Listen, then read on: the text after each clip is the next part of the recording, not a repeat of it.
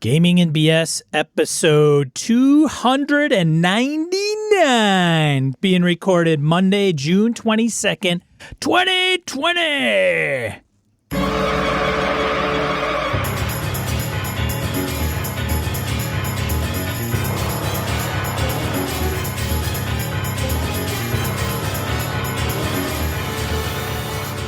Welcome to Gaming and BS, a tabletop RPG podcast. I'm Sean. I'm Brett. Welcome to the show, folks. Welcome back. Glad you're on board here.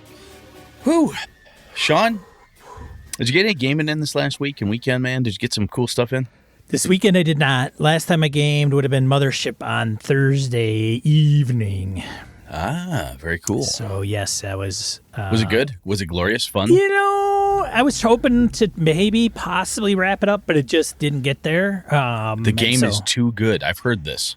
It's come to me that the game is so good, the players have actually secretly voted they're never going to let you quit. They love that game too much. Yeah. You've done too well. You've outdone yourself. So it's gotten interesting. They are, spoilers, they are now on the planet, and their ship has been engulfed. So I told them that I was hoping to wrap it up in the next one for sure, which I think I can do pretty succinctly. And then we'll kick off another game for patrons. I'm not sure what I'll run next. We'll see. I don't know if it's going to be Mothership or BX or Star Wars or what the hell? Man, it could be anything. Could be anything. You game, Brett? Last Tuesday I had my Avalon game. I killed and kidnapped some NPCs that were family to Lenny. Lenny's character, Flynn. Flynn's mother was killed. His dad was left for dead and his sister was kidnapped. He found out. He thought it was the vampires when the Penangolans wasn't. It was something else. And instead of him saying, you know what I'm going to do? I'm going to go get the group because one of the other bad guys who's been applying pressure to us is obviously it's this Malcolm guy. Let's rally up as a crew and go fight him. He went, nope, going solo. Wow, it all went to hell from there. Little sister got her head caved in. She died. It was just woof. When I say little, it wasn't like tiny. It was like, teenage kid type thing.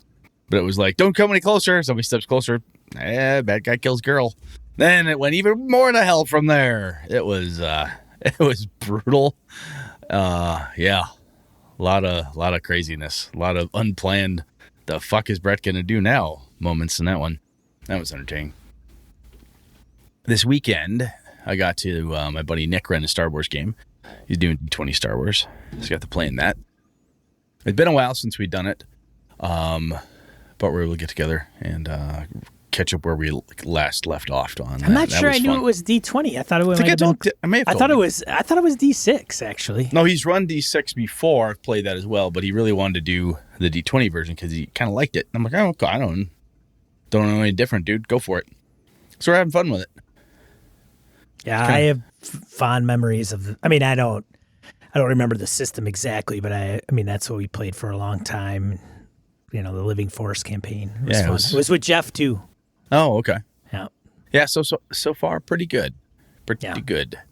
There's certain pieces and parts in there that he and other folks in the group are bigger Star Wars fans than I am. Mm-hmm. So X is revealed, and I'm like, whatever. Right. And I'm doing my best not to I don't care about that because other people are very happy to, in this case, have met Luke Skywalker. I found the way Nick was portraying him, my character's perspective was, that kid's a punk-ass bitch. I want him off my fucking ship right now. He did what I would consider a little on the taboo side. I keep the characters away from... I know. It was just, it was a passing thing. It's just, the reason he's doing it, and I know why he's doing it, is it's a time reference. And this is a big deal, and you're meeting bits and pieces, and they all have other jobs. We're not going to be working with or for them. However, the brief interaction my player character had with that particular NPC, I want to beat his ass if I ever get the chance, because he was kind of a dick from my character's perspective. But Nick's like, well, that's not how it really was. I'm like, you're not Locke. You're not my guy. My guy saw this. He goes, okay, fair enough. Yeah. Other than that, hey, oh, by the way, hope happy Father's Day to your father, man. Thanks. It's late, but Well, happy Father's Day to you, Brett. Oh, thank you much. But if you see your old man in the short term, obviously pass that on to him. I will certainly pass that along to him. I bought him a bunch of steaks. Good. Yeah, food. See, you're a good man. You're one of my best friends. He helped make you. I owe that guy. Yeah. I owe that guy. That's what I say. Yeah, you're same to your father then in that case. Oh, fair enough. Yeah. All right. Anyway, to all the other dads out there, Yeah. happy Father's Day. Hope you had a chance to do something cool with the kids, the family, whatever it is that you liked. I got to take a nap. That was awesome. I was dead tired. I wonder how many dads are like, I love my family and everything, but for Father's Day, the only thing I want to do is something else. Well, for a number of years when I was riding motorcycle, had a Father's Day ride. I remember that. Yeah. Yeah. I was like, Father's Day ride. And my family never begrudged. With two guys that have no kids. Yeah, but I had a bunch of other guys. Henri and myself. Yeah, but a lot of other guys. I mean, part of Yes. that became to when Henry's father died unexpectedly. It was kind of he wanted to do something as a memorial for his dad.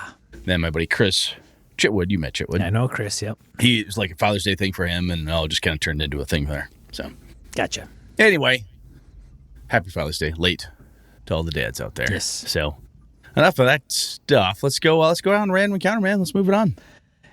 Random Encounter, segment of the show where we read comments from forums, social media, voicemails. We have one from Mr. Watkins, a voicemail he called in to the show. Let's hear. Hey, this is Mike Watkins. I was listening to the episode where y'all talked about spell components and finding those components. I don't know if you know this, but in 3.5, there was a rule about the spell component pouch, and it was hidden in the description of the item, the spell component pouch. I don't know why it was only there, but the spell component pouch is considered to have any spell component of gold piece value of 5 or less. I had some DMs that would house rule it to where they weren't in there, and then I would have to go adventure in order to get any of these spell components that I would need, but for the most part, they're just considered in there unless they're more than 5 gold. I don't know if that is carried over to 5th edition. I haven't seen it in there yet, but just wanted to say that. Thanks. Thanks, Mike. I think that's his first foray into the show, if I'm not mistaken. And if I am mistaken, I apologize. But would you, Brett, would you make your spellcasters hunt around for spell components? I love the fact, first off, Mike, thank you. I love the fact that you called that out because I remember vaguely that in 3.035, but it never got implemented. Yeah, I don't think and as Sean and I have already said, probably both of us need to reread 5e because we don't know what we're talking about there either. Anyway, I have had very bad luck trying to get people to use spell components. Mostly because I say, we're going to use spell components. They're like, yes, sir, we're going to use spell component to shit out of this. Here, damn right I will. I'll keep track of that. I swear, you betcha, Brett. 5 sessions in, I'm like, oh, shit. Has anybody been keeping track of spell components? Oh, no, sorry, I forgot. Oh, geez, forgot. It's always, and no one forgot on purpose. It's not a malicious forget. It's just like, oh, fuck. We've never paid attention to this for 20 years of gaming. Now you want to do this. Ah, crap. All right, we'll do it again next time. Forget it. Start over. That's happened every time I've tried that. I don't think we've unless we did it when we were kids. That was for some crazy reason, but I think it fell to the wayside pretty quick. I tell you, though, I like what Mike brought up there, so I'm going to have to check, because if it's in 5e when I do my reread, I want to figure it out.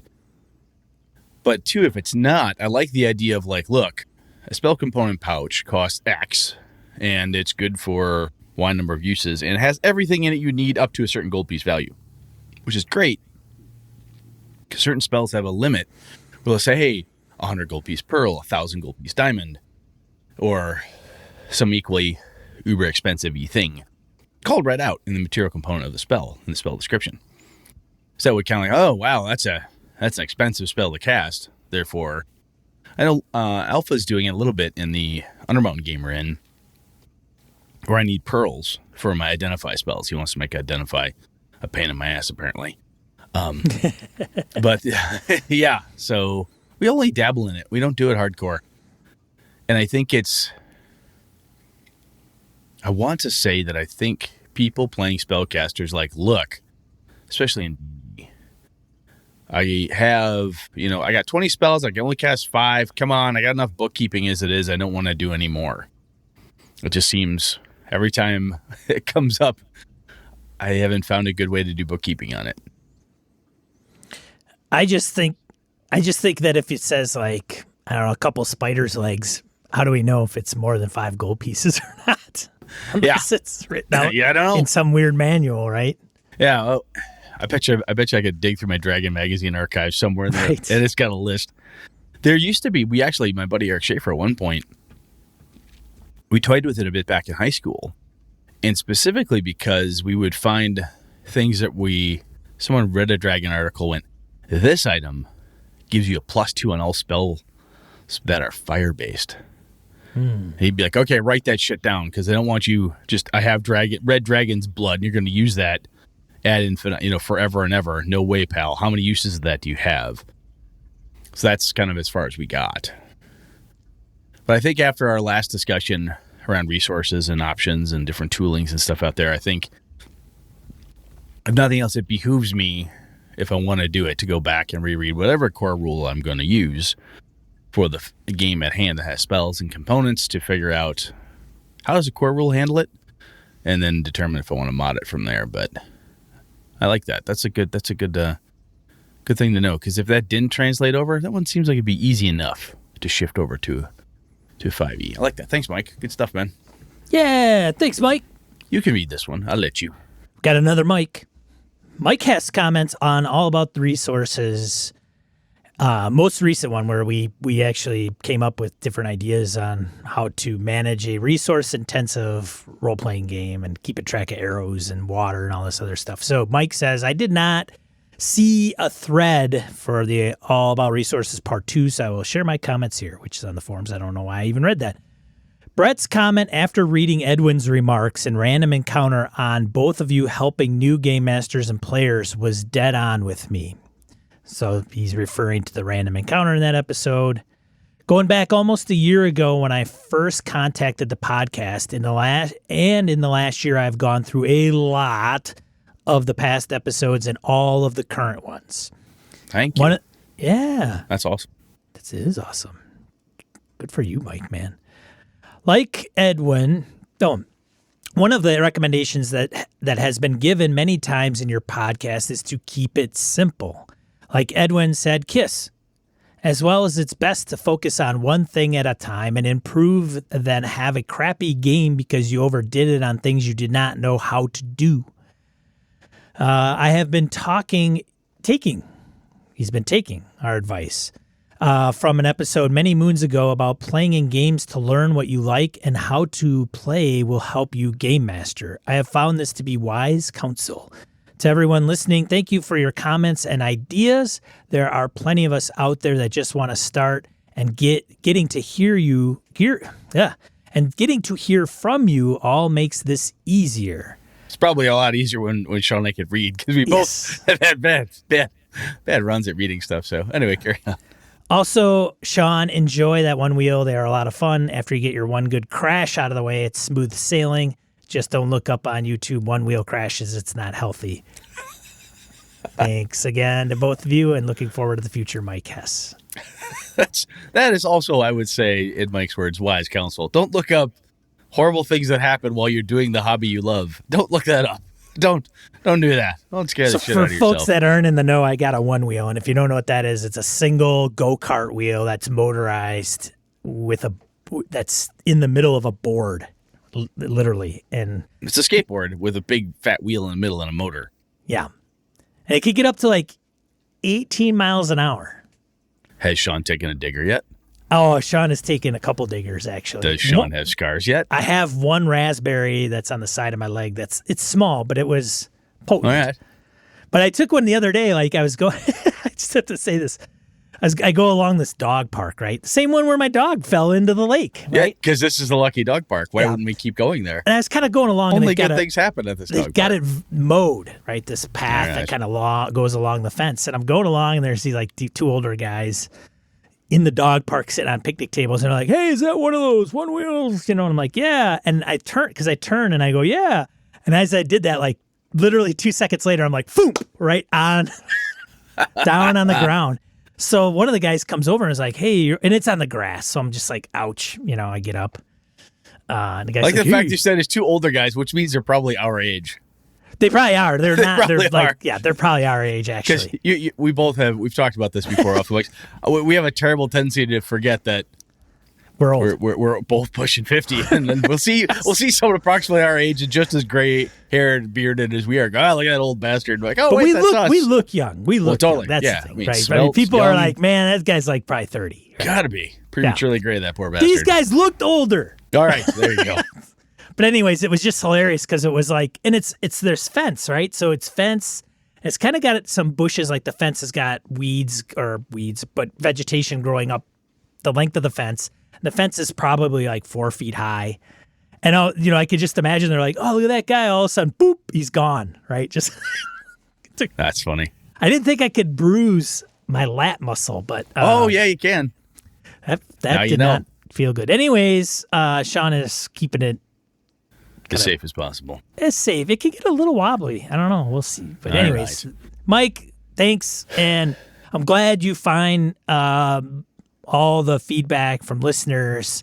That I just think random encounters just sometimes are the gold of the show, and that's all due to BSers out there that write in and correct us, or write in with better ideas, or share their stories. And the whole purpose of that segment is really to do that, share with other people what other people are doing or what they think, so people can embrace that or wonder how they can incorporate it themselves, or scratch their head. Well, this is when Sean and I started this. We like, hey, we want to have a conversational. It's like two guys at a gaming con bar talking about stuff, and one of our buddies walks up, which is any one of you, and one of our friends says, "Hey, that reminds me." And this is your opportunity to do that, because we're not running the show live. We get to butt in and throw your story at us. But I'll tell you, Mike, we've had a couple different people throughout the years and various episodes say that they've started gaming or taken gaming to a new level or reawakened the gaming hobby or whatnot because of listening to us. And a lot of the cool stuff our listeners have said. And it's incredibly humbling and it's very, very cool. I think if there's anything like for the good of the gaming hobby that Sean and I have done, I think that is probably the best part, man, is when people come up and say, "Hey, I like what you said, and I game now, or I never did before, and I wanted to get into it, and I'm doing really well, and I really like this thing. It helped me out." That's just awesome. Yeah. That's awesome. So, very, very cool. Yeah. All right, what do we got here? Roger B, Mr. Yeah, Braslett. Roger Braslett! Comments on tensions in RPGs. I think you mentioned such things, at least in the next episode, but Warhammer Fantasy Roleplay 3rd Edition, of all things, has a tension tracker I'm thinking about using in my 1E game.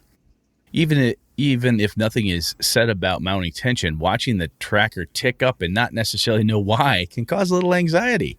A good link on how to use those trackers. He's got a link in the fantasyflightgames.com. We've got the link in our show notes here. Keep in mind you could use anything as simple as a D10. As long as the players see you rolling it up or down in accordance with their actions, or the amount of time they take to do something, and see something big happen when they reach the end of a count. What'd that number go up for? I don't know. Well, is that because we're taking too long? I don't know, he says as he moves the counter up again. Or are we asking too many stupid questions? Maybe 2 more counter notches up. Son of a... 1 more notch. Okay, let's move. Hey, there's some power in that. Yeah.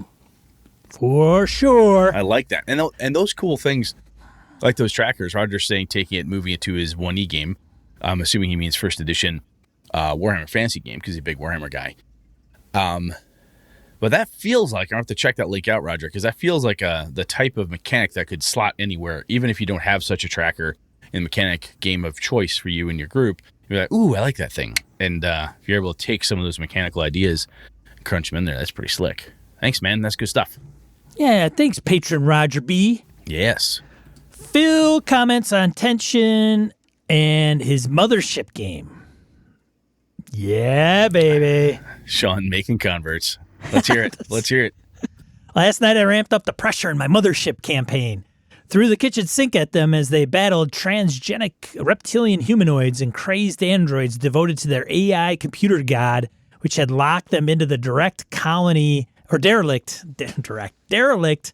colony ship they're exploring for salvage. And that's not even the half of it. I like what you're doing, Phil. I like it.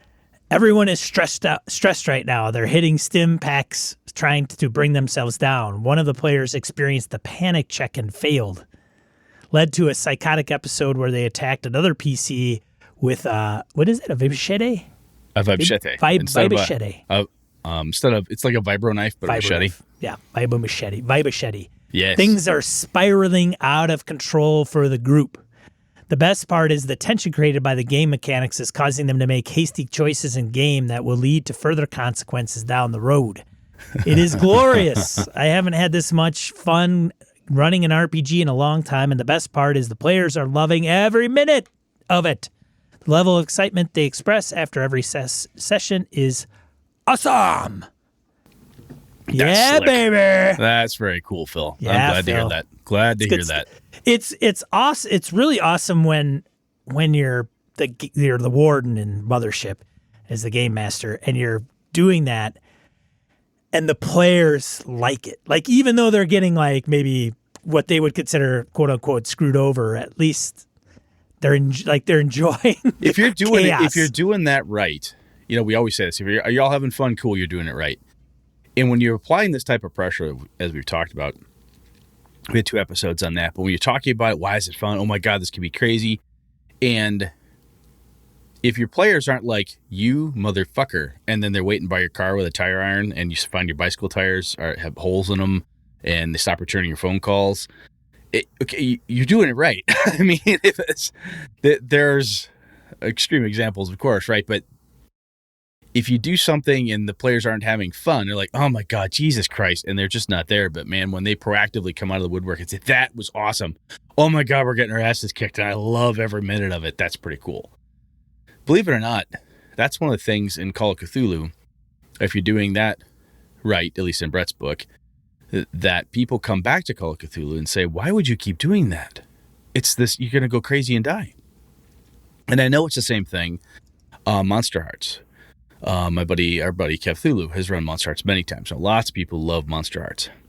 The game itself does not interest Brett. However, my first internal criticism, I should say external because I've not yet played it, from the outside looking in went, seems like it'd be the same story over and over again. And then I realized what a dumb goddamn thing to say because so many stories are the same stories all over again. But if you've got the right groove and everybody's in it, they're gonna totally dig it. They're totally gonna dig it. That's awesome. That is very, very cool, Phil. Good job, man. Yeah, man. That wraps up Random Encounter for this week.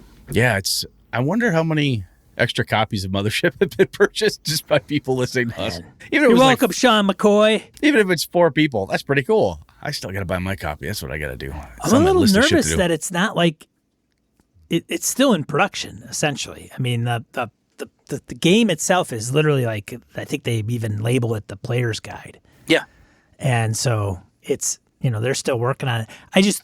I hope, I don't want it to get screwed up. Like, I think it's good, but I know they're going to do like monsters and stuff that aren't in that guide and everything, but I don't know. Well, the nice thing though is that you can go, that's neat. Chuck that book over your shoulder and keep going with what you got, brother. True. You absolutely can. Yeah. But yeah, it's good. I got a lot of people who are like, I might have to check that out. Yeah.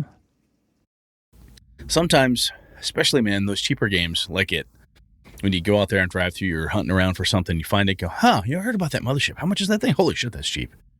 Wow, damn, what is it, $7 for it or 10 or whatever? You're like, I'll throw a little bit of love at them, get myself a copy. And you go through it and you're like, that inspires me to do this thing in my Star Wars game. That inspires me to run this way. I've got a Fiasco playset in mind based on this. That's awesome. Sometimes the best thing you can do as a creator, in my opinion, we just talked about this, like with the show. If we inspired somebody to do something cool with their game or to start gaming, that's sometimes the coolest goddamn thing you can do.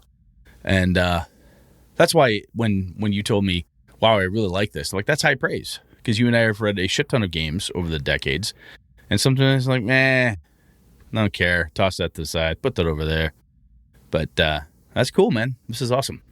I like it. Yeah, but I take a while to adapt because I mean, Mothership's been around for a while, and I know I had heard of it, and I just thought, well, it seems like a Call of Cthulhu's been around forever. You've never really gotten into it, and you Perfect example. now you like it. Yeah, Ready to roll with it.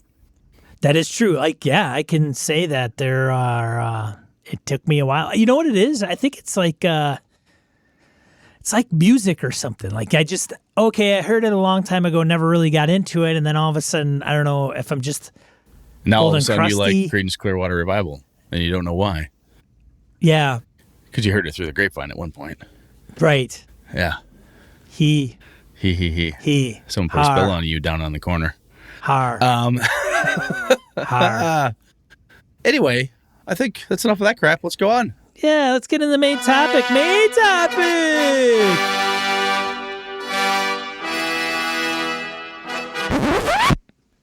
All right, man, you ready? Brett. I did a good job with notes on this one, so you goddamn You did. better be prepped. Yeah, All right, man. so Chris Schorb, on episode 298, last episode, hit us about jamming styles. He left a voicemail, so if you want to, go back to episode 298. I'm not asking you to go all the way to 1 and listen forward for all of Chris Schorab's wisdom, just that one We little have piece. not asked a lot of people to go and start at 1 for a long time. Yeah, because we're not assholes anymore. I mean, at a certain point, like, it's 50 episodes. Come on, people. It's less than a year. You can get through this in a couple of months. And I'm like, look, there's 6 years of stuff out there, kids. This could take you a while. Well, it's almost 298 hours, Yeah, give or take. give or take. And by the end of next week, it'll be 300 plus hours. I mean, full-time job, that's like, Yeah. it's a month and a half. 8 hours a day. 8 hours a day for a month and a half. Wow. Wow. I can't advise anyone to do that. Anyway, so Chris Anyways. started talking about jamming styles because, quick note back. This is the, oh my God, Brett and Sean need to reread the 5e rules. And sometimes, and one of the things I said there, in my bemoaning of I thought I knew it, but I guess I don't, is I GM over the top of stuff. My game mastering style takes over. And Chris had said, what makes something a style? Is it, he kills all the players. She only likes to run horror games, or blah, blah, blah, blah, blah. I think there's more to it than that. And I don't want to talk about, it's basically a little bit of introspection here. And one of the reasons to do it is, before I get into the details, that Chris talked about this, kind of it being a healthy introspection sometimes to say, what is it that you like? What is it that you like to do? And I think this also ties into some of the conversations Sean and I have had over the last, almost 300 episodes now, where we say, what is it about this new game system you like? And Sean brought up Mothership. I'm like, what is it that you like here? And some of it comes down to, I like the freedom to do X. I like the way the mechanics allow me to do this thing that I enjoy. And I think by better understanding what it is that makes up the things you like, the way you like to do things, the style you have, can be very helpful in explaining yourself to other players, other game masters, and sometimes telling people why, I'm not into that game. Really? Why don't you like Fate? You should totally like Fate. No, I don't. Why? It just doesn't do it for me. We all go, okay, yeah. But wouldn't it be nicer to be able to say, I don't like this thing, or I'm not keen on whatever, because we've got a little bit better insight into what it is that we like or don't like. And some of that, I think, comes down to style here. So anyway, I don't want to get into good, bad, subjective definitions about making someone a better GM or not. And I think some of this would probably apply to players as well, but let's keep a GM focus for right now. We're going to try that. And I don't want to get into which game systems are better. Like, you like this? You got to play that game. I don't want to talk about that right now. It's just kind of this introspective, like, what do we like as GMs? What do we like to do? I want to focus on a couple different key pieces here. So, Sean, you've read the notes. Do you get what I'm coming at there? Get what I'm trying to get to? I think so. Okay. You ready? I think so. All right, I'll go down the list here. Okay. All right, I want to focus on stuff like the following. How do you deal with core mechanics and minor/sub-mechanics in the game? From a style perspective, do you use all the nuanced mechanics? Do you want to use them all? Is that a thing you want to do? Do you want to focus on the core mechanic to deal with all the in-game situations? And I mentioned this to you off the air, and I've said it here a few times, but it really, I look at it like, I want to use the core mechanic for over 90% of everything, right? If the core mechanic is a dice pool of D10s, 8, 9, 10s are successes, that's what I want to use. I will, if there's a situation that comes up, I'll say, roll, give me 5 successes, and you make it, give me 4 and you don't, or whatever the case is. I want to use that core mechanic. If it's advantage, disadvantage, roll a D20, whatever's wrapped into the core mechanic, that's my preference. And I think, and that is, I'm positive why some of the nuanced components of chase mechanics that we've talked about in the past aren't things I usually pay a hell of a lot of attention to, because I want to use the core. If the idea to make a drowning check is a separate little sub bit of rules, I'm like, I'll quote unquote wing it with the overall mechanic. So Sean, how do you deal with that? Do you like all the different subs, or what do you think? Well, Brett, hold on a second. Before we go on to what Sean likes, let's dig a little deeper here. Uh-oh. Why is it, though, that you would rather go with the core mechanics than go with the rule subsystem that's involved? So instead of doing a chase system by the book, you use, okay, we'll do a bunch of checks for chase, and whoever wins more checks wins, which may be the subsystem, but I don't think we're talking if they're actually quite a bit different. Yeah. The reason I do it is for speed. I want the gameplay to flow. When I'm running, I don't like anything that makes me look up rules. So it's a lack of knowledge. No, I just don't want to look it up. I don't want to memorize it because I don't want to, and I don't want to have to look it up because I just want to keep playing. Brett, it's okay if you don't know the rule. Oh, I know. Oh, okay. I just don't want to waste my players' time. I see. So when I'm running a game and we all go, what are the chase mechanics again? Oh, let's look it up. I just feel that's the air being let out of my game. Everything stops. We had the heart rate up. Everyone was ready to go. We were in a chase. We got a chase with gunfire and a helicopter. Oh my God. Yeah, these chase mechanics don't really take you to... Is there an errata that calls for like on the ground versus in the air and speed factors? And that's when somebody gets up to go take a piss or decide that they want to order pizza or go get another beer. The game grinds to a halt. Irritates the crap out of me. I need to be able to, from my perspective, I want to use the core mechanics to quickly ascertain what needs to be done to keep the momentum and to keep the tension and to keep what we've got going. Does that make sense? It does, totally. And I would probably feel the same way, actually, most of the time. I think what I try to do is if chase mechanics are a big part of a game, right? Let's say Night's Black Agents has some pretty specific chase mechanics in it. I would either bookmark them or make it quickly accessible, right? I went through the quick start rules for 7th edition Call of Cthulhu, which I'm going to play with my kids this week. I didn't get a chance to last week because we were all too busy.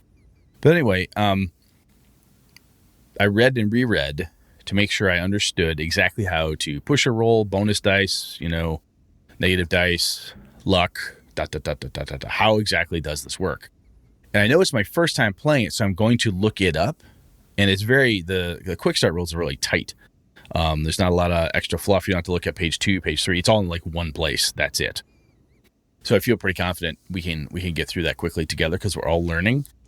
But I just, a lot of times when I see those little small micro rules or mini games within a game, I'm like, oh my God. Why can't the core mechanics just take care of this? That's a source of a good YouTube channel, I think. Good material. Good material for you. Just an idea. Just thinking out loud. Oh, that's not a bad idea. You know what we need, though, is somebody who understands how to make a YouTube channel without not blowing it up. So, are you in the same boat with me? I mean, you want to use the core mechanics because of speed, or are you there because you don't want to bother to clog your brain with small stuff, or what? I'm in the middle because it depends. No, that's fine. That's fair, man. I think it depends on what that subsystem is and how well I know it. So it does go to how well I know it. If I don't know it very well, it's going to be, I'm just going to, and if the audience is like at a con or something, I'm just going to wing it, bring it up and roll with it. Mm-hmm.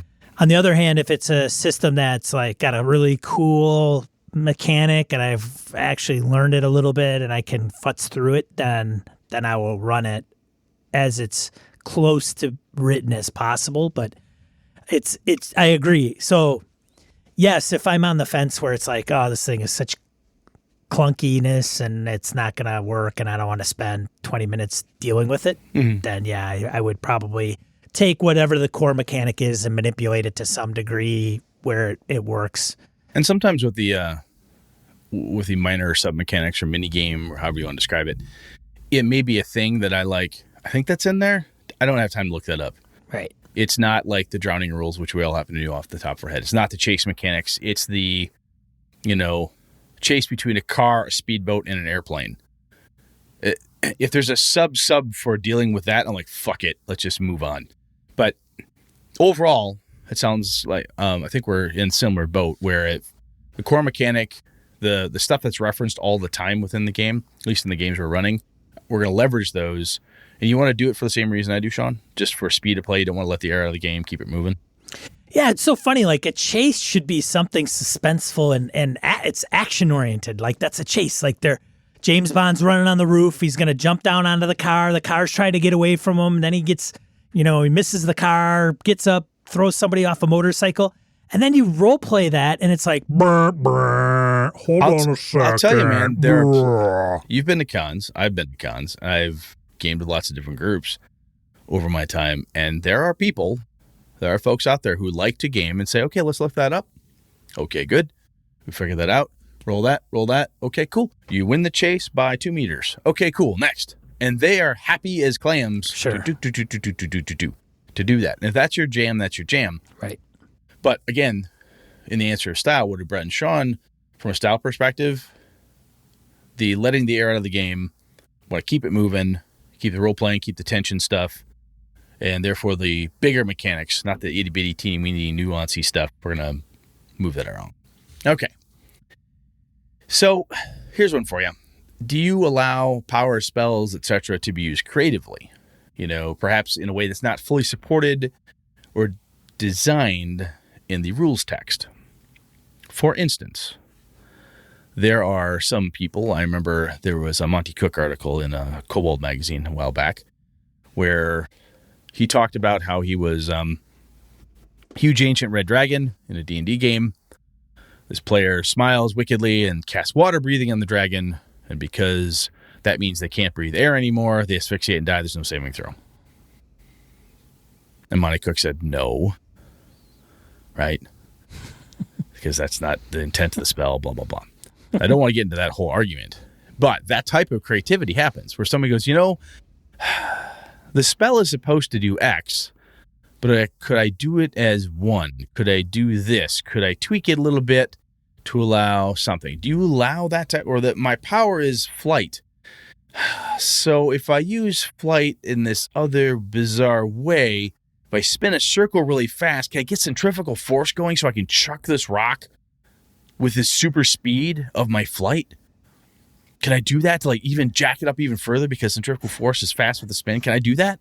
Can I do a whirlwind? I've never done a whirlwind before. The flight doesn't say I can whirlwind. Can I make a whirlwind vortex and sink the ship? Do you go for that stuff, or how do you handle it? No.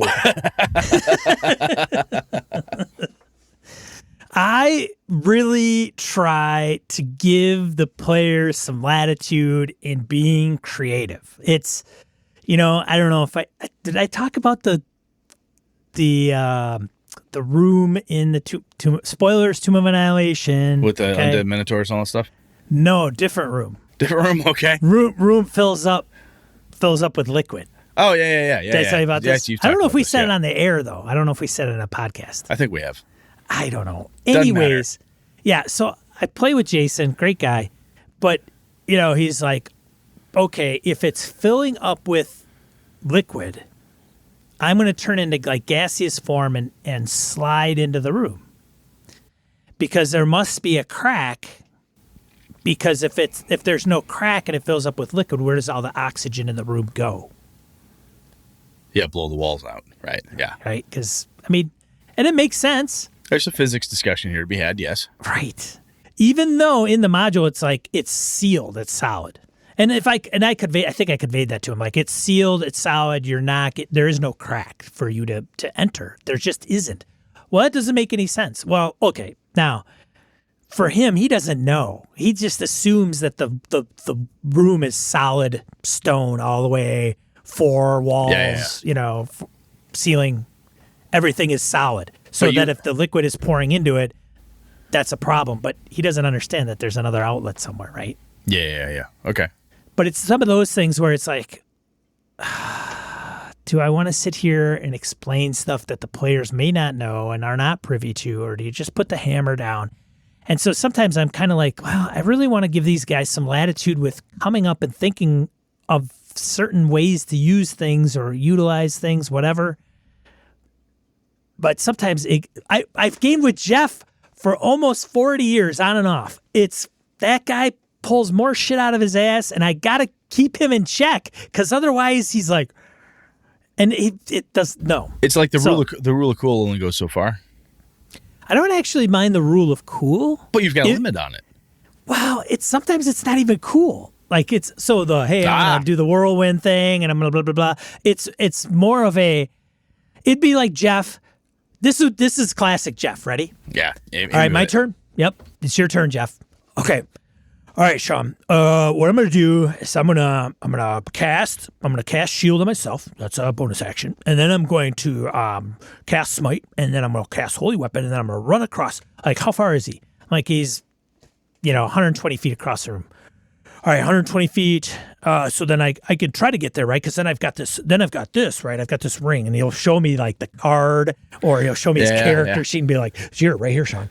And I'll go, okay. It's just adding bonuses. And so when you're done with it, Jeff's taken like 6 actions in 5e, which is, whoa. You got to put the brakes on. Time out, action economy. Hold on, Jeff. What in the hell are you doing, and what are you pulling out of your ass to make this happen? And you're like, well, I could do that, right? I'm like, no.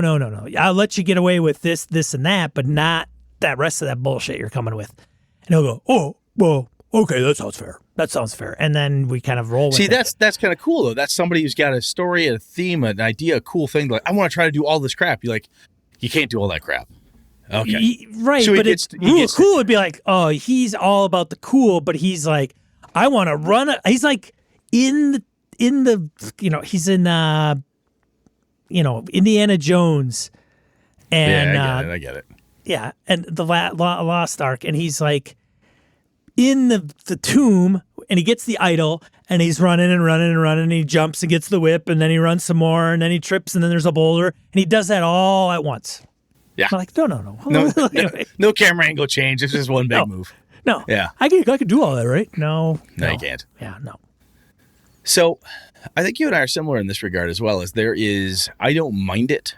I don't mind the creative use. However, I think a piece of this is that maybe an extender on this is, yes, we will both say no, or that won't work, or it won't quite work the whole way, but I'll put limits on it. Yeah. Right?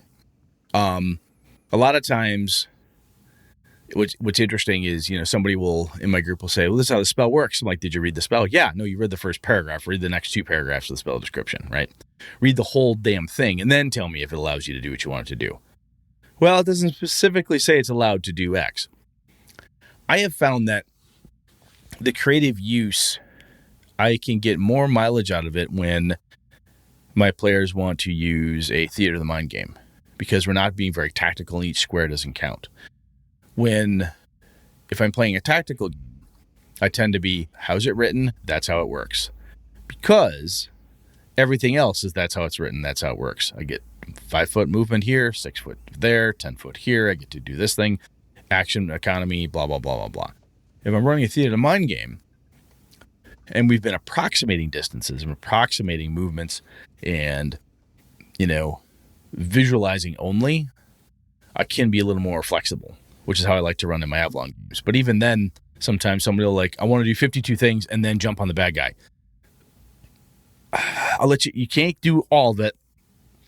Or, yes, but you're going to be at a horrible disadvantage and they'll get 2 free shots at you while you're blindfolded and they'll just be kicking you in the nuts. Is that what you want? Oh, God, I don't want that. He's got steel-toed boots on. Yeah, okay, so you don't want to kick the nuts with steel-toed boots. Bad idea. But I think I like the creative use, but I think there are limits to it. And I think part of it depends on the type of game I'm running. If it is a very tactical game where every square, every grid, every inch high means something, then the rest of it needs to mean something too. I feel that's a continuity component. So as long as the overall feel of the game remains, I'm fine with it. Because if, to what you're saying, is you're running a semi-tactical game, and then to break from that and say, oh, I'll let you implement physics here for the first time ever because we never bothered to argue that dragons can fly, and how the fuck is that possible? No, you're not going to do that because it doesn't work in the setting type of thing. So I think I'm with you there. Yeah, that makes sense. So here's one for you. Do you make the PCs the center of the story of the campaign, or is the world, quote unquote, happening around them and it's up to the player characters to get engaged in what's going on?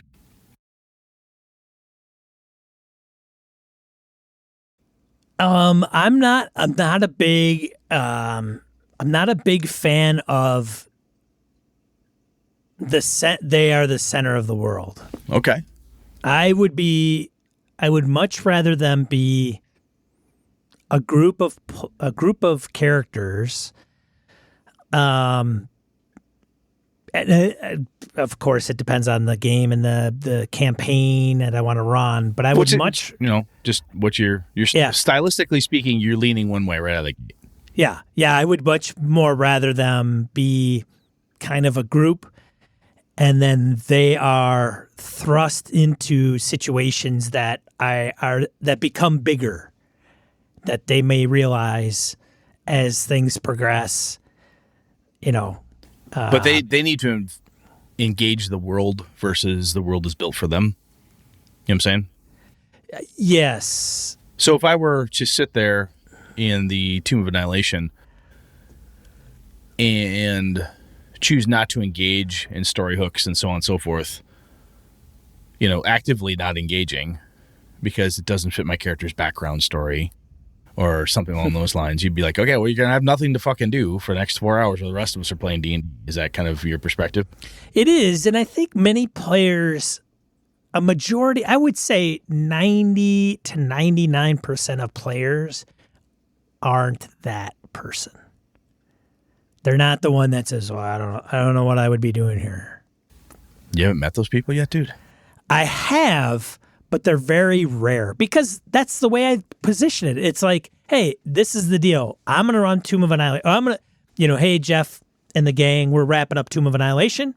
We're going to run Star Wars, and this is kind of what I'm thinking, and I'm open to hearing what you guys want to do. Most of the, I think, people I run with are, they're waiting for me to come to them with whatever I'm proposing. Right? But the storyline, whatever it is you're building, because I guess the other piece too is because you're running pre-built adventures that are written already.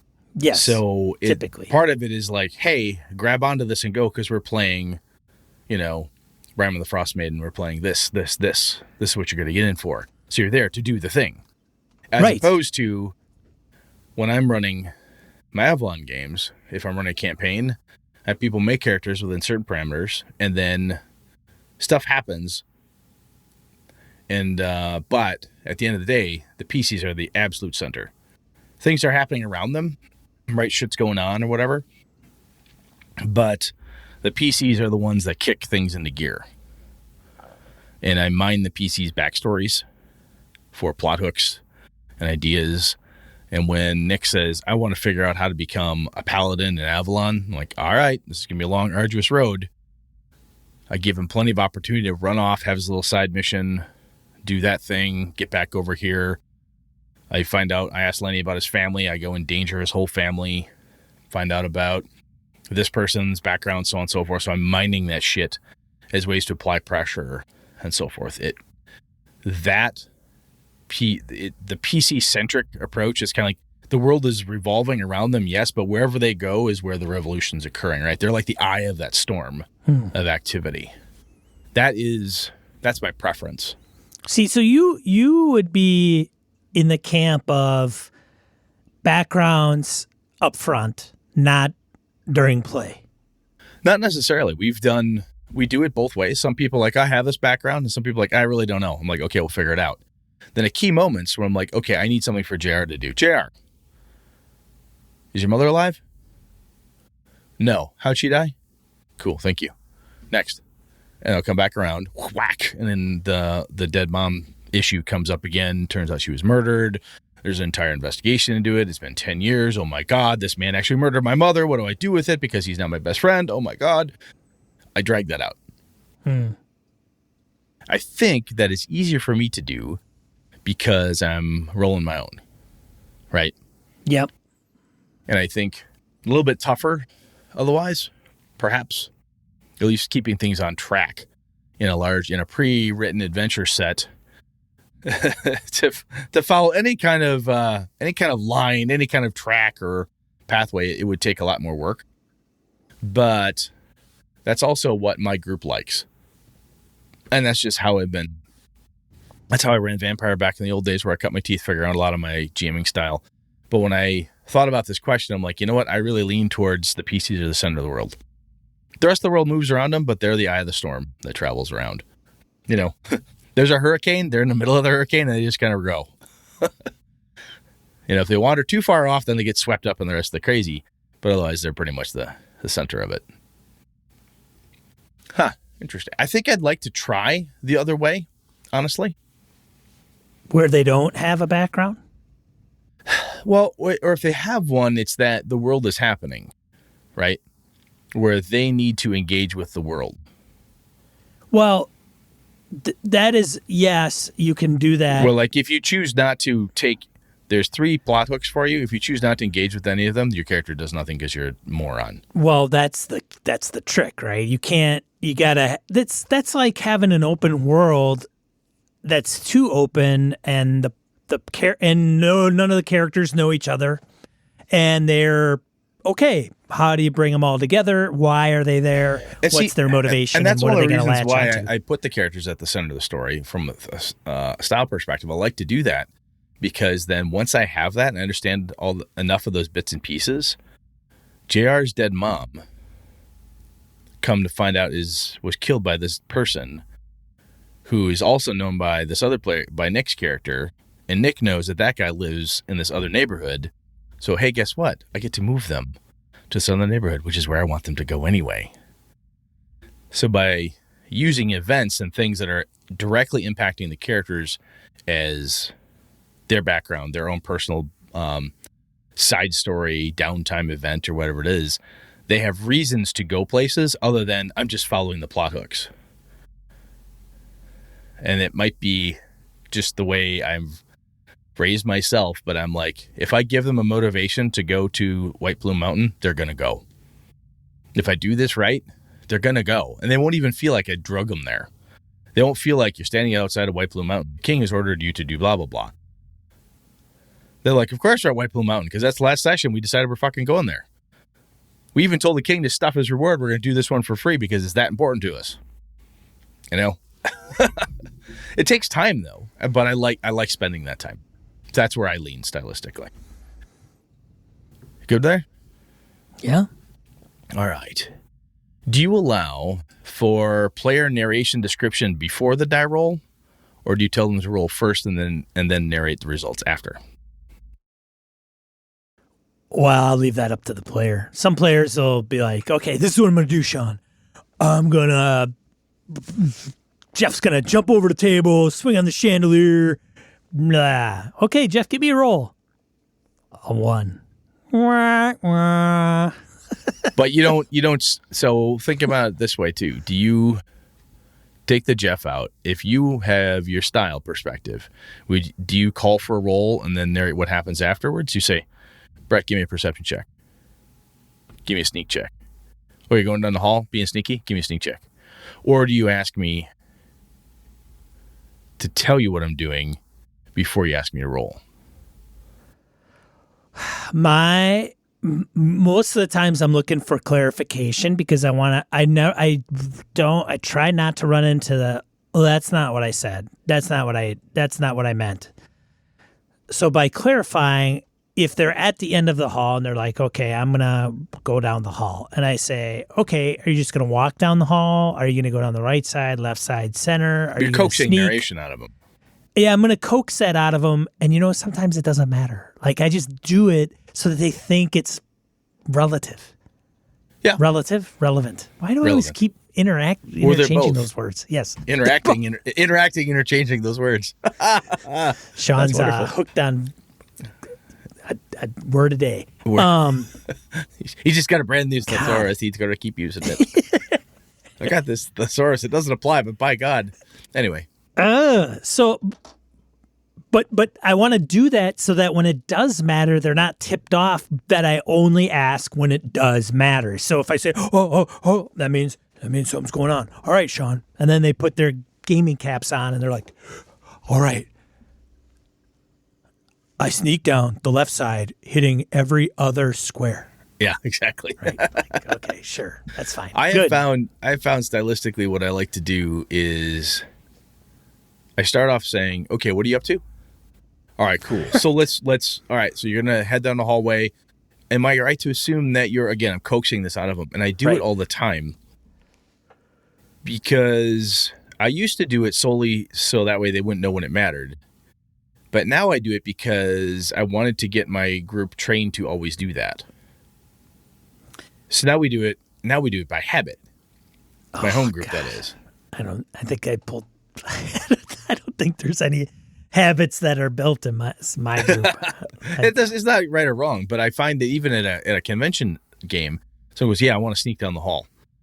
Okay, so are you like doing side to side, ducking the shadows? You just going straight down the middle fast and just trying to be quick and soundless about it? Give me how do you want to do that, man? And then they tell me something, and when they tell me, like, you know what? I'll just be a DC 13. Give me a shot there. Give me a try. All right, cool, you got it. The other thing that allows me to do is when I've rolled, if I don't have a DC in mind or I have one in mind, I'll give them a plus or minus based on description. Or if I want to give, depending on the system I'm using, if I've got partial wins, partial knots, and I think even, especially with like one of those game systems that has the funky dice, right, for FFG, and threats and bonuses and all this cool shit in there, the narration helps me figure out with the players what could go wrong or what could go right, So my preference is I really want the players to give me a narration or at least a description. Sometimes narration is too strong for certain people I played with. Like, I don't want to narrate thing. I just want to describe it. I'm like, that's the same thing. You're just using a different, whatever. Sure. Describe what you're doing. Great. Because then I find that whenever I've done that, the players have more engagement in the moment and they feel the tension better. Right. So that's my preference. And the reason I ask this question is because one of the guys I play with, his preference is, why don't you give me a spot check? Give me a search. You going down the hallway. Give me a stealth. Okay. Give me a search for. He tells you what to roll, right? Which is totally fine. Right. But what I found that leads to for me is that when that person does that, sometimes we have other people who want a skill dog pile. Right. Well, because there's something to gain there. There's not only is there something to gain, but it feels very binary. And I know there's plenty of systems out there that have, again, the pluses and minuses. And by having narration built in or descriptions, my style says lean that way, Brett, because if you do that, people don't get as upset about losing or failing a die roll. Because now they have a picture as to why it didn't work that way. Kick that tin can. Son of a bitch. Yep. Well, that's what I get for trying to sneak across tin can land at 2 a.m. with my Christmas bells on and the siren blaring. That was stupid of me. Anyway, so that's my preference. I lean that way. I want people to do that. Anything more on that, man? All right. So do you prefer, we've asked this of people on the show before, do you really like to roll in the open and do open or not, right? And do the dice dictate what happens, or do you adjust results? How do you, are you a dice, are you predisposed to roll in the open, dice fall where they may, fuck them? Or do you like to roll behind? How do you deal with your dice, man? What's your lean? I like to roll in the open, let them fall where they may, and that's kind of the deal. That's it. I used to never do that, but the more I've played online with everybody rolling in the open, it's kind of fun.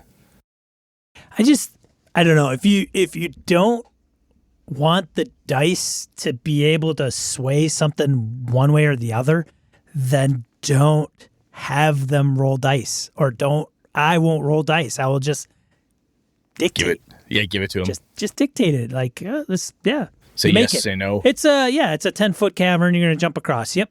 Good job. You run, you get across. Barely, but you get across. You don't want them to fall through? Don't have them roll. Exactly. Why waste the time? Otherwise, you deal with, oh, shit, man, you missed the jump.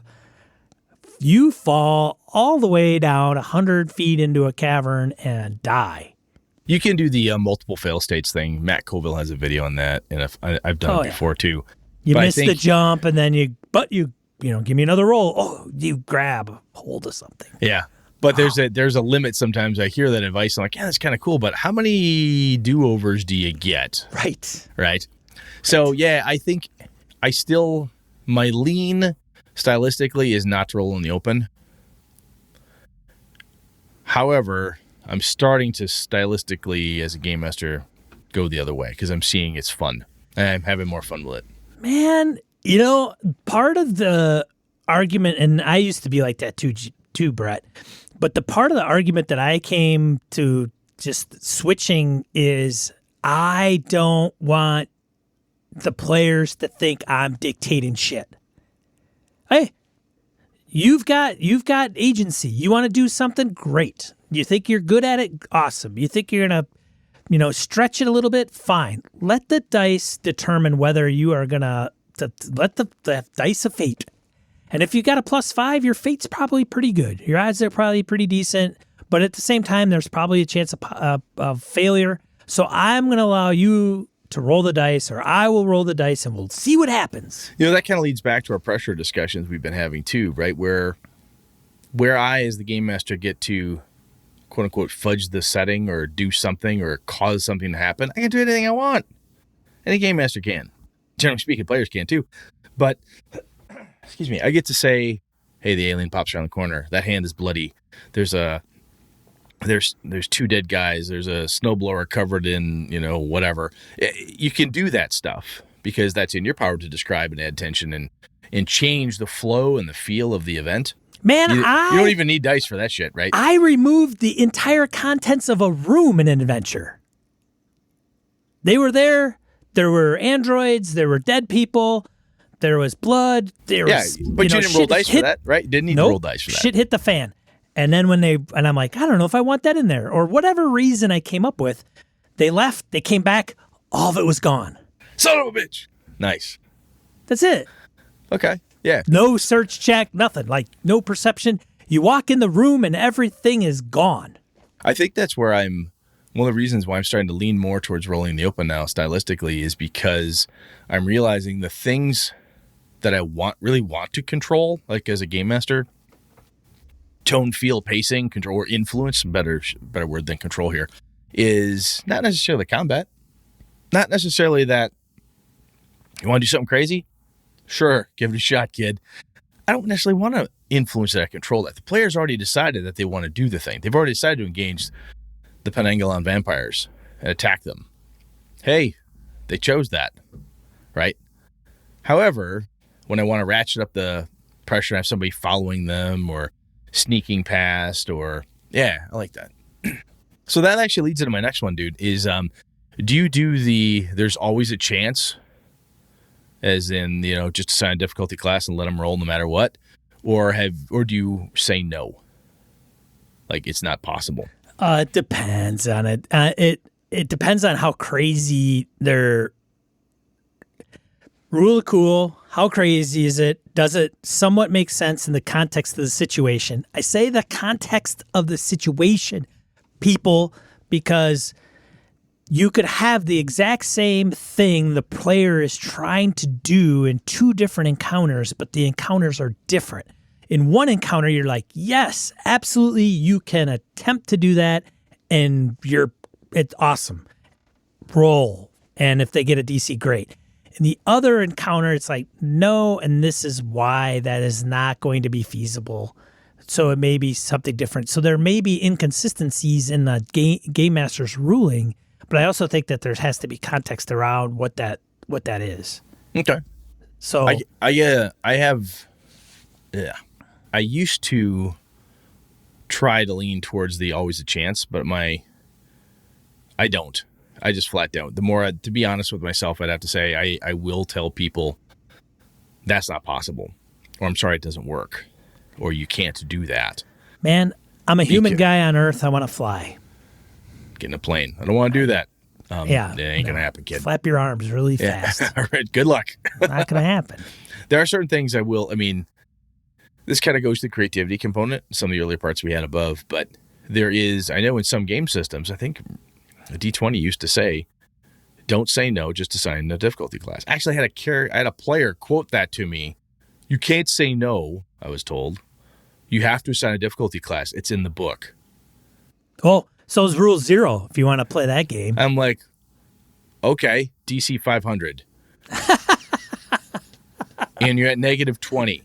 Rules don't say I can't do that. That's fair. And by the way, there's no such thing as a critical success on a skill check, so good fucking luck. Yep, that's true.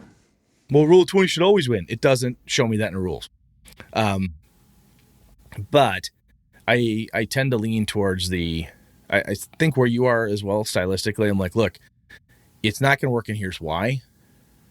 And sometimes that answer is you're not sure why, but magic. Or it's not working, your character has no idea why. It's fair for you to be frustrated, Zave, that it's not working for you. However, note the fact that it should work, but for some reason right now it's not. You can keep track of that as your character, and maybe you can ferret out a reason why later. All right, cool. Makes sense. All right, I don't like it. I know you don't like it, but it's not working right now. Son of a bitch.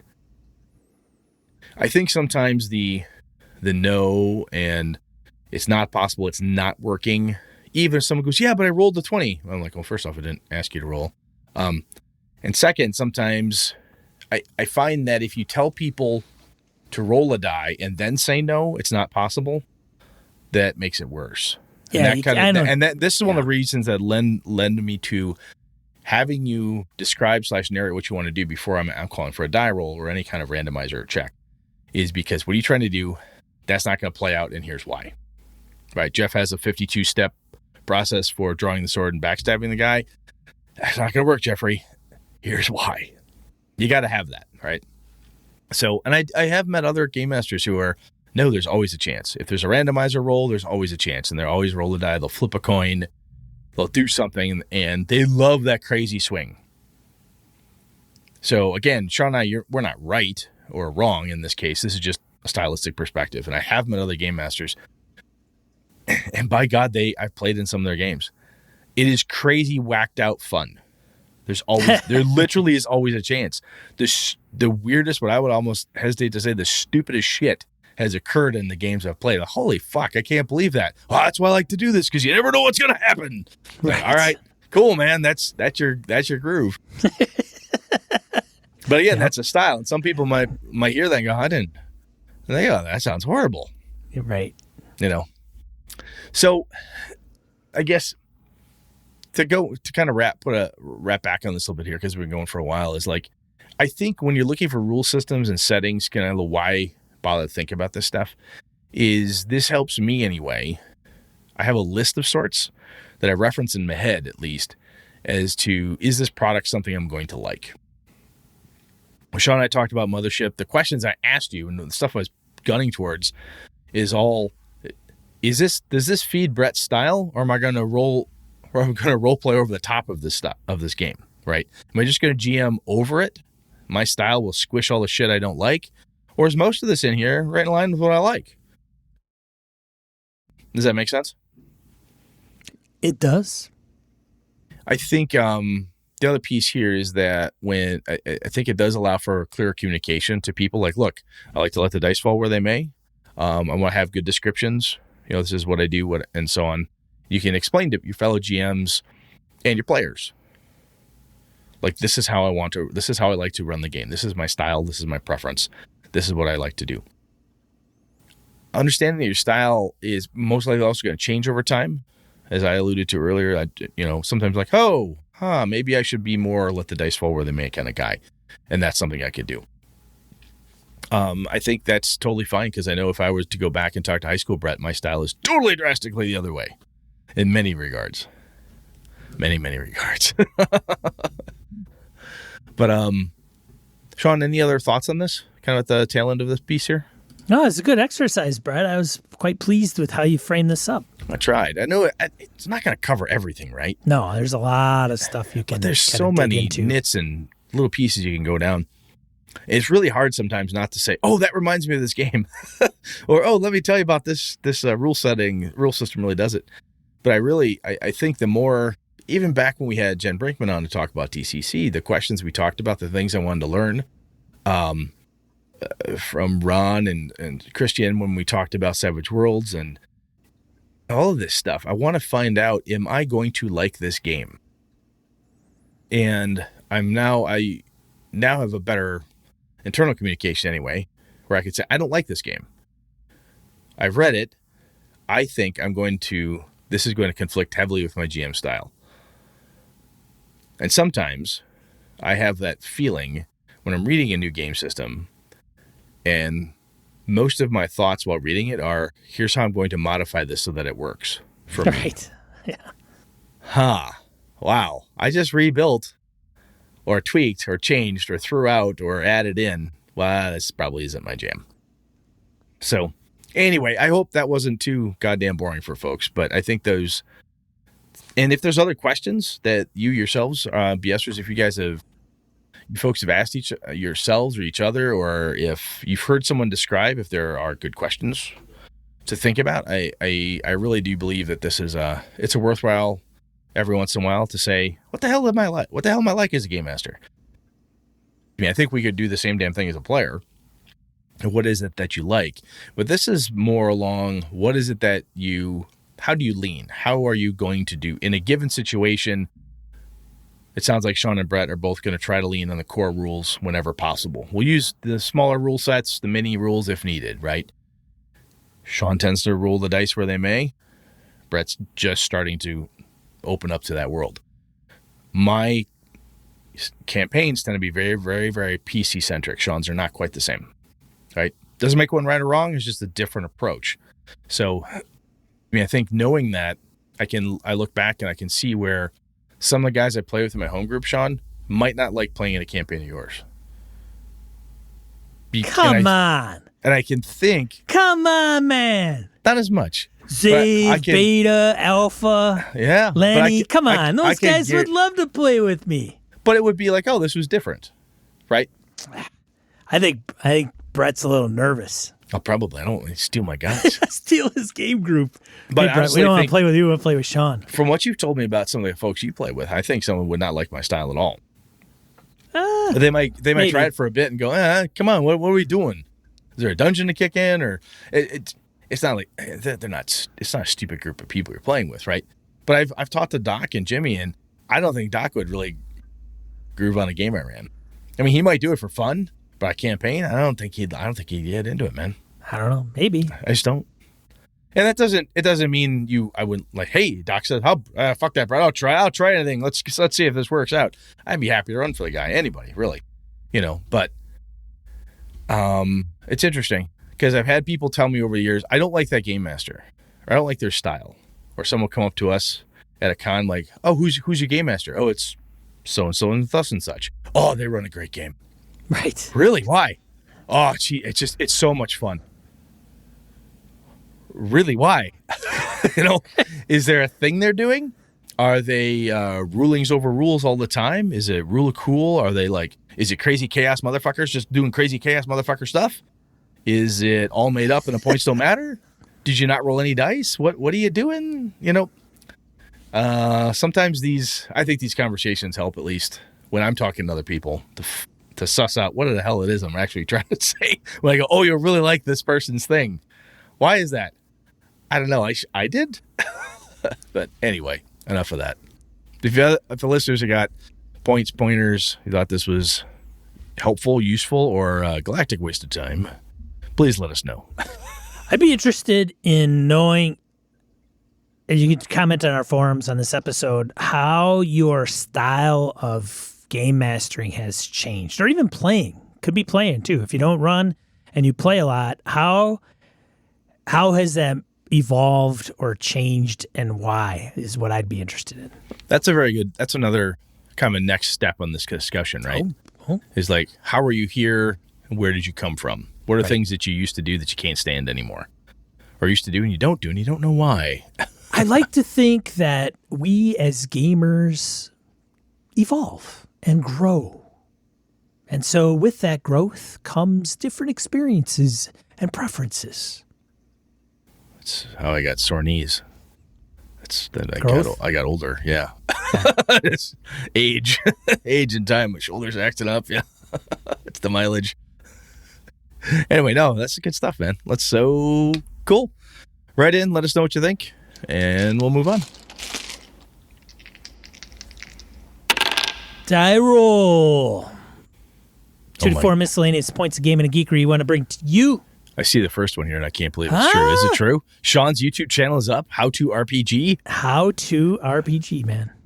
So you got all the technical difficulties hammered out. I think I know why, but I won't talk about it. That's all right. I don't know. Yeah. What matters is you got them hammered out. That's cool. It's still up. It hasn't been banned by YouTube. Is the thing. Get it while it's hot, people. So 2 videos, and the first one I did like Create a Fighter using Low Fantasy Gaming by Pickpocket Press. That was where I was going to just start creating characters using different systems, and I thought about it, and I thought, no, this subsystem thing has got a thing. So the real first video that kicks it off is really about combat and Mothership. So the next one I'm working on is Spell Duels and DCC. Oh, nice. That'd be a good one, man. How does that work? So somebody brought it up on the forums. I can't remember who it might have been, but yeah, we talked about that before. That's a good one. And everybody's brought up chases. Mirko's thrown me like 5 different things to take a look at. So yeah, we'll see. Second one, planned versus emergent backgrounds. Article by Phil Vecchione on Gnome Stew. Very sweet. So Phil knows what he's talking about. Phil does know what he's talking about. So check that out.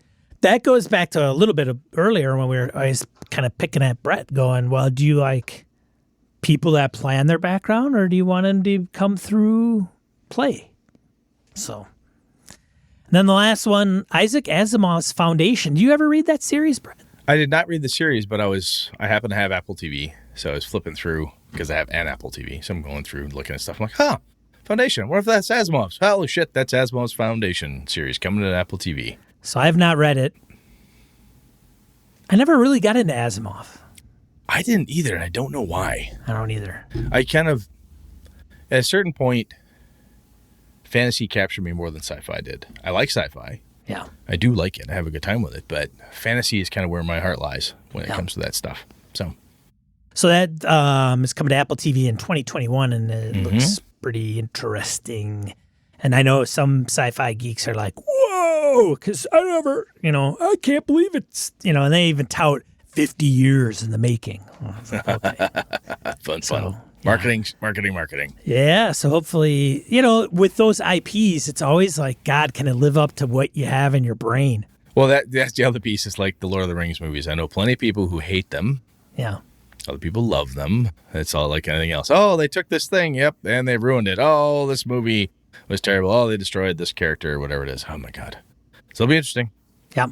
Very interesting. All right. So what are we talking about next week, Brett?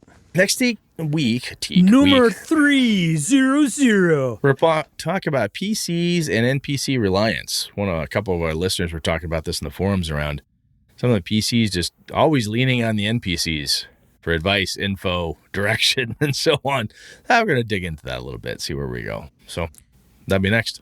So I heard, because it's 300, Brett will be on Twitch, and we'll be having this episode live on Twitch next Monday at 8 o'clock Central Time. And that Brett is he's going to be shirtless and all oiled up.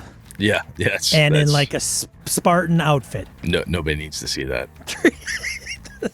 I mean, I've been working out and all. Stefan Dragon Spawn. No, just for you, buddy. I've been working out and all, but I'm not that level. Today we died in hell, or whatever they say. Or whatever it is. Yeah, whatever it is. This is bullshit. I'm gonna kick a man in the pit or something. Yeah. Oh, Lord. Thanks everybody that came to view us live here on Twitch. We appreciate it. Mm-hmm. Thank you so much. Monday nights, 8 Central Time, we record this. And then my mothership on Thursday nights, every other Thursday. And then we'll be rolling some other games after that. Otherwise, I think that's it. If you see this on YouTube, be sure to subscribe and like and all that good stuff. Otherwise, thanks for tuning in, everybody. Thanks for downloading and listening. I'm Sean. And I'm Brett. Good night. Good game and all. This episode of Gaming NBS brought to you with the help from the following BSers. Graham Miner, Corey Wynn, Ray Otis, Stefan Dragonspawn, Larry Haupt, Mark Tasaka, Pure Mongrel, Chris Steele, Ron Bishop, Thomas Hook, Wayne Humphrey, Craig, Brandon Barnes, Laramie Wall, Dan LaValle, Jason Hobbs, Sky, Old School DM, Perry Besor, Jim Fitzpatrick, John Kayward, Corey Gonzalez, Eileen Barnes, Robert Nemeth, Niall Diamond, Howard Bishop, Eric Salzweedle, The Closet Gamer, Jeff Goad, C.W. Mellencamp, Craig Huber, Old Scouser Roleplaying, Andy Hall, David F. Baylog, Harrigan, Melissa Bashinsky, Brian Rumble, Henry Newcomb, Eric Tavola, Roger Braslett, Mark Sohm, Andy Hall, Erica Villa, Ron Blessing, Jeff Seifert, Mike Hess, Angus, Rory Weston, Curtis Hinson, Jim Ingram, Daniel Garrett, Eric Frankhouse Presents, Huscaro, Jason Weeb, $1 Adventure Frameworks, Jared Rasher, Phil McClory, George Sedgwick, Tony Sugarloaf Baker, Jay Plata, Ghost GM, Chad Glayman, Finnulf, Josh Wallace, Adam Grotjohn, Mirko Froelich, Rich Wishan, and Joe Swick. Hey, if you like what you heard, let somebody know. Tell them to head over to gamingnbs.com/subscribe, or have them go to their podcatcher of choice. Do a search for Gaming and BS, hit the subscribe button. We appreciate it, BSers. This has been a Litterbox Studio production.